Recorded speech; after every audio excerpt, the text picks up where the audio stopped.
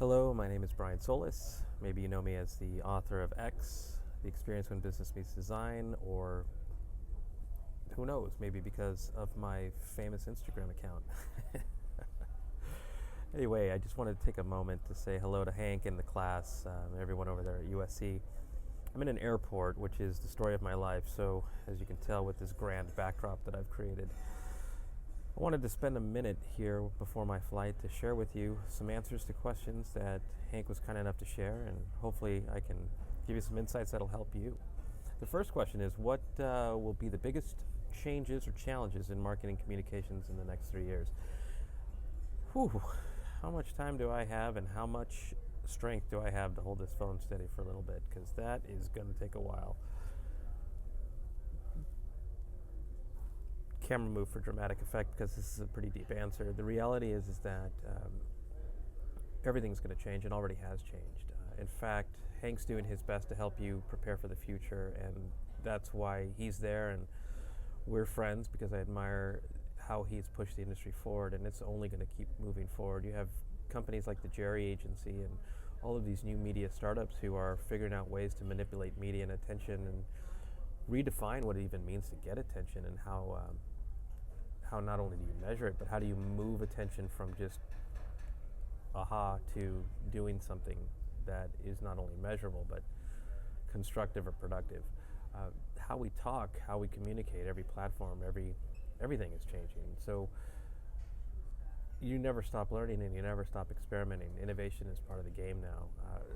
In fact, Hank, maybe I can come and talk to the class more about this and unpack it more, because this is a deep philosophical question, one of which I'm trying to explore. Look, I've got a new book coming out, and I'm trying to figure out how to invest in marketing communications that's going to move the needle. You ask also what'll stay the same. Unfortunately, too much, and I'd probably just leave it at that. The conventions and beliefs of most marketing organizations are just not evolving, and they're staying the same, and things aren't changing. What excites me most about marketing communications today? What excites me is the promise of it. The fact that you're here, you're in school, you're in Hank's class, and I mean, that is what this is about. It's that possibilities are endless, and that possibilities are also opportunities, and that opportunities need to be seized and experimented with and explored. You're young and creative, or you're creative and young at heart. That's the category I'm in, and it's the promise. It's the promise of experimentation. It's the promise that constraint forces creativity and not letting anybody hold you back. Why would you let anybody hold you back? This is a time for complete reinvention and reimagination. What frustrates me or annoys me most about it? Without getting specific, it's sort of in the answers that I shared already. It's that it's not moving. Nothing's moving. There's no sense of urgency. People are still getting paid to do the same old thing, and it's not effective. Look, I'm a small business, just to be honest with you, and I've got to move the needle. Not a big fan of that expression, but I need to sell books, I need to be relevant, and that's becoming increasingly harder, exponentially harder, day in and day out, as technology changes, as attention spans focus everywhere, but where I need them to focus or hope they focus, or where they used to focus. So I can complain all I want about the state of the industry, but at the same time, I got to do something about it, because if I'm not moving books, or if I'm not staying relevant, I'm not speaking, I'm not being brought in for advisory. So I face the same challenges, and I got to figure it out. And if I didn't try to figure it out, I would be irrelevant. And it's the same challenge we all face. All brands of any size, businesses of any size and shape, focus. We all face the same challenges. We just got to do something about it. What's the most important business career lesson that I've learned and that helped me? One, hire a videographer. My arm is tired. I haven't worked out these muscles. Two, let's see. Be, do, get. That's exactly how I was told. A friend of mine, his name is Dan Post. He's a general manager for a marketing company, a traditional marketing company that I worked for, that I helped take digital back in the 90s. And he said, figure out what you want to be or who you want to be, and then do the things that are going to get you that, unapologetically, pervasively, ambitiously, and a whole bunch of other adverbs. But mostly what he's saying is, and it's incessantly is probably a good one, which is a word tied to creative destruction, which I think is apropos, considering that really what we're talking about is personal innovation in order to drive market innovation. I unpack that one more in my book, by the way, and maybe I'll get Hank a copy so he can share with the class when it comes out. Think back to 5 years ago. Did you envision your job position and work as it is today? No. In fact, I reinvent myself all the time, and that is for a keyword of relevance. None of this, everything that I created was invented because it had to be. It didn't exist.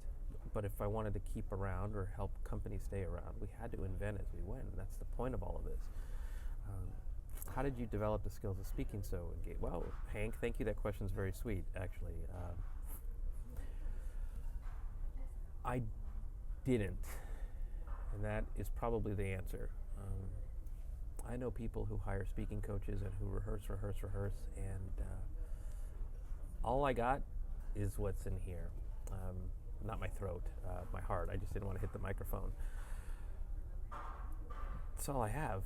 Passion, heart, belief, experience, failure.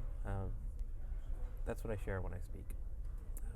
But also, I think I spend the time to understand who you are and what you're struggling with, what opportunities face you that you might not see, or that you might have convinced yourself out of. I spend that time up front. So I'm coming at you through a lens of you, and not just me. And so I make it about us. I think that's probably something I hadn't thought about, but thanks, Hank, for the question. What would you be doing to prepare for life after USC if I were you? Play this back over again and find the common themes in what I was talking about, which is you're going to be disrupted. You're going into a market that, by and large, is outdated and outmoded, and is increasingly so every single day. Be the trailblazer. Join companies like Jerry Media or the like, or there's plenty of them, and not just them, but companies that are progressive, thinking differently, that understand attention, because attention is related to human behavior, interests, aspirations, entertainment and engagement, and it's different than it was before. There's a whole new rule book that's out in an industry that's playing off the old rule book. Hank's helping you get there. I write about this all the time. Experience, I know that Hank has offered that to you as a book, but the book before that, What's the Future of Business, aka WTF, also gets into this. There's buying behaviors that you can directly reverse engineer across the board in order to find ways to be relevant. So that's all. Just be focused on the people you're trying to reach, not on the practices and disciplines of how it's been done. I think that's the biggest problem facing everybody. So with that, I wish you luck. I'm always here for you. And Hank, you know, I admire you. So let's do this together. Come on.